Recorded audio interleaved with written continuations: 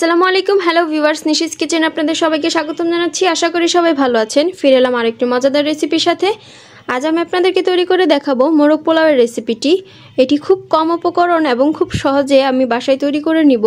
এটি কিভাবে আপনারা খুব সহজে খুব কম উপকরণ ব্যবহার করে বাসায় তৈরি করে নিতে পারবেন সেই পদ্ধতিগুলো আজকে আমি এই ভিডিওটির মাধ্যমে আপনাদের সাথে শেয়ার করতে যাচ্ছি। আশা করি ভিডিওটি ভালো লাগবে। ভিডিওটি না টেনে একেবারে শেষ পর্যন্ত দেখবেন। খুব সহজে আপনারা এই ভিডিওটির মাধ্যমে বাসায় মোরগ পোলাওটি তৈরি করে খেতে পারবেন। এটিতে একেবারে বাহির থেকে কিনে আনা মোরগ পোলাওয়ের মতোই স্বাদটা পাওয়া যায়। নিয়মিত ভিডিও পেতে চ্যানেলটি সাবস্ক্রাইব করুন এবং পাশে থাকা বেল আইকনটি প্রেস করুন আমার দেওয়া ভিডিওগুলো সবার আগে পাওয়ার জন্য। এখন পর্যন্ত যারা চ্যানেলটি সাবস্ক্রাইব করেছেন এবং নিয়মিত ফলো করেন তাদেরকে অসংখ্য ধন্যবাদ। এখানে আমি কয়েকটা পিস মুরগির মাংস নিয়ে নিয়েছি। এটি আমি বড় বড় সাইজের করে কেটে ধুয়ে পরিষ্কার করে নিয়েছি। এখানে আমি 1 টেবিল চামচ লবণ দিয়ে দিলাম। দিয়ে দিচ্ছি 1/2 টেবিল চামচ আদা রসুন বাটা। এবার এটি ভালো করে মিক্স করে নিব। এটি ভালো করে মিক্স করে নিয়েছি। এবার কিছুক্ষণ ম্যারিনেট হওয়ার জন্য রেখে দিব। এখন কিছুক্ষণ ম্যারিনেট করে নেওয়ার পরে চুলায় একটা কড়াই তেল বসিয়ে দিয়েছি। এবার এতে দিয়ে দিচ্ছি বেশ কিছুটা কেটে রাখা পেঁয়াজ। এটি আমি অনেকটা পাতলা করে কেটে নিয়েছি কারণ এটি আমি বেরেস্তা করে নিব। পেঁয়াজ বেরেস্তাটা অবশ্যই পেঁয়াজটা অনেকটা পাতলা করে কেটে নিতে হবে, সেক্ষেত্রে অনেকটা সুন্দর লাগবে। দেখুন আমি এটি বাদামি কালার করে ভেজে একেবারে রেডি করে নিয়েছি। এটি সাইডে রেখে দিব। এবারে আমি ম্যারিনেট করতে দেওয়া মুরগির মাংসগুলো এক এক করে হালকা একটু ভেজে নিব। এর জন্য আমি ওই কড়াইতেই গরম তেল অবস্থাতেই মুরগির মাংসগুলো এক এক করে দিয়ে দিচ্ছি। অল্প অল্প করে দিয়ে আমি আগে হালকা করে একটু ভেজে নিব, এতে করে রোস্টটা খেতে আরও মজাদার হয়। এটি আমি উল্টে পাল্টে ভালো করে কিছুক্ষণ ভেজে নিব, তবে বেশি ভাজা যাবে না।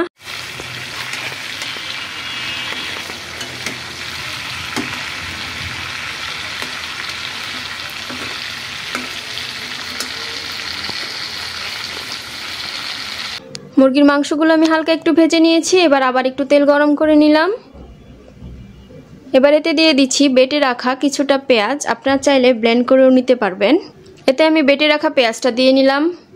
এটা ভালো করে নেড়েচেড়ে ভেজে নিব। এটা কিছুক্ষণ ভেজে নেওয়ার পরে এতে আমি প্রয়োজনীয় মশলাগুলো দিয়ে নিলাম। দিয়েছি এলাচ, তেজপাতা, দারচিনি, লবঙ্গ এবং একটা স্টার মশলা। এটি আমি কিছুক্ষণ নেড়েচেড়ে মশলাগুলো এবং পেঁয়াজটা ভেজে নিয়েছি। এটা পুরোটাই চুলোর আঁচটা কম করে করতে হবে, তা না হলে পুড়ে যাবে। এবার এতে দিয়ে দিচ্ছি আদা রসুন বাটা। দিয়ে নিলাম 1.5 টেবিল চামচ আদা রসুন বাটা।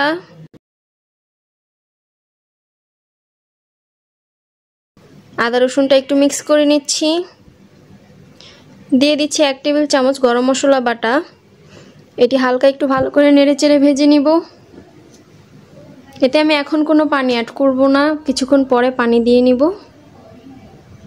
ফার্স্টে আমি মশলাগুলো অ্যাড করে নিব এবং ভালো করে কষিয়ে নিব। এবার এতে দিয়ে দিচ্ছি ব্লেন্ড করে নেওয়া বাদাম। আমি এখানে কাঠবাদাম এবং কাজু বাদামটা ব্যবহার করছি। আপনারা চাইলে যে কোনো বাদাম ব্যবহার করতে পারেন এবং ব্লেন্ড করার পরবর্তীতে বেটেও নিতে পারেন। আমি ব্লেন্ড করে নিয়েছি। বাদামটা হালকা একটু নেড়েচেড়ে মিশিয়ে নিচ্ছি। বাদামটা মেশানোর পরে দিয়ে দিচ্ছি লবণ। এখানে আমি 1 টেবিল চামচ লবণ দিয়ে নিলাম। যেহেতু আমি মুরগির মাংসে আগে থেকে লবণ দিয়েছি তাই লবণের পরিমাণটা কম করে দিতে হবে, তা না হলে বেশি হয়ে যাবে। লবণটা মিশিয়ে আমি এবার দিয়ে দিলাম 1 বাটি টক দই। টক দইটা ভালো করে মিক্স করে নিচ্ছি। টক দইটা মিক্স করে নিলাম। এবারে দিয়ে দিচ্ছি টমেটো সস।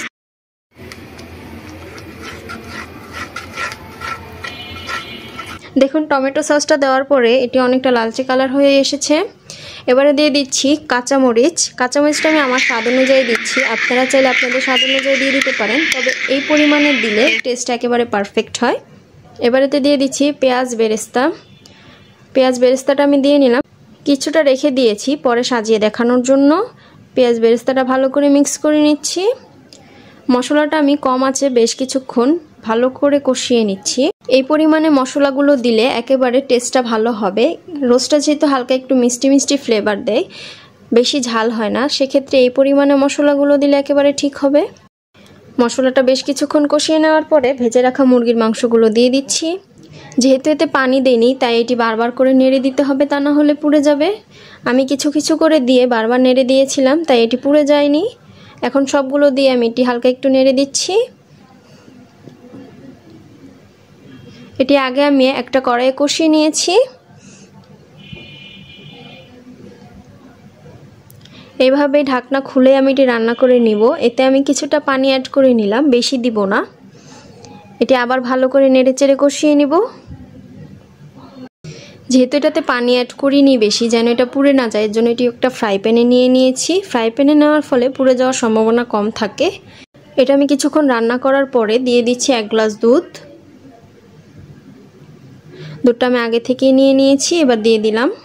দুধটা দেওয়ার ফলে দেখুন অনেকটা পানির পরিমাণ বেড়ে এসেছে। এর জন্য আমি এতে এক্সট্রা কোনো পানি দিব না, তা না হলে এটি গলে যাবে, ভেঙে যাবে।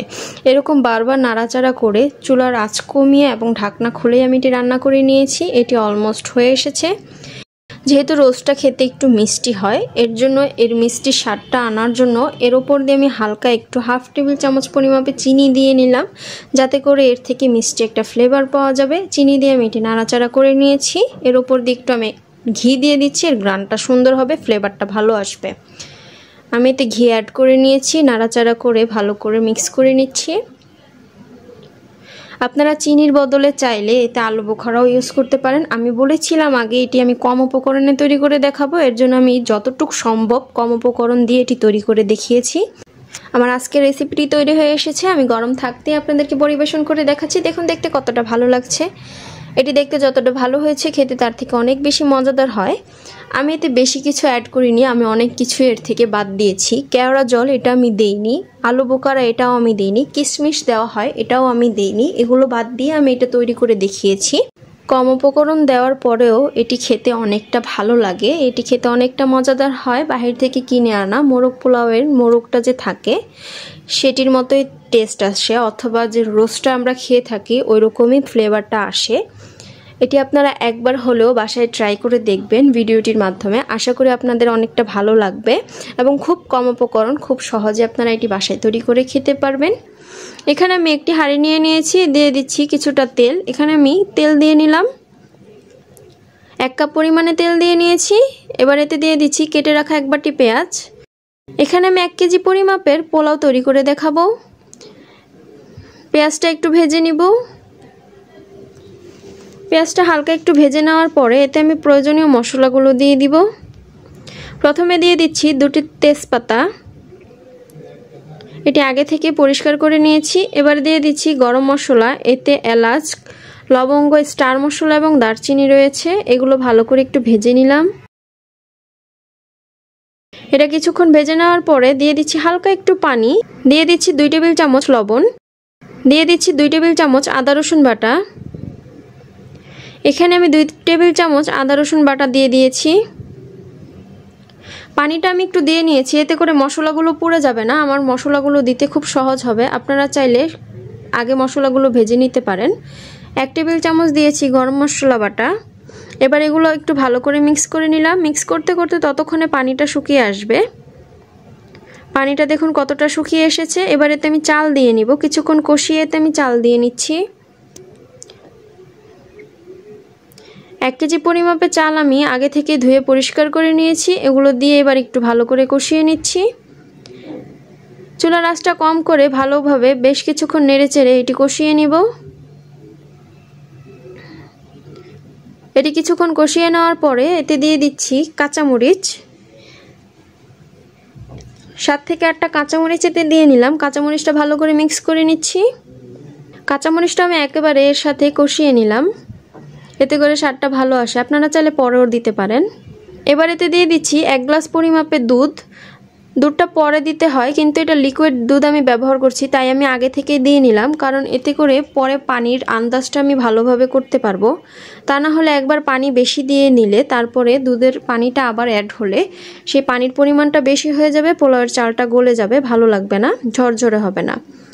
দুধটা কিছুক্ষণ ভালো করে মিক্স করে নেওয়ার পরে এতে আমি প্রয়োজনীয় পরিমাপে গরম পানি দিয়ে নিচ্ছি। গরম পানিটা দিলে এটি খুব তাড়াতাড়ি হয়ে যায়, গলে যায় না। ঠান্ডা পানিটা দিলে গলে যাওয়ার সম্ভাবনা থাকে। যেহেতু 1 কেজি পরিমাপের চাল, এর জন্য আমি পানিটা চুলোর আঁচ বুঝে দিবেন, তা না হলে এটি গলে যাবে। চুলোর আঁচটা বেশি থাকলে পানির পরিমাণটা একটু বেশি হলেও সমস্যা নেই, ওটি টেনে যাবে। চুলোর আঁচটা কম হলে পানিটা একটু ভালো করে খেয়াল করে দিতে হবে, তা না হলে পানি শুকাতে শুকাতে চালটা গলে যাবে।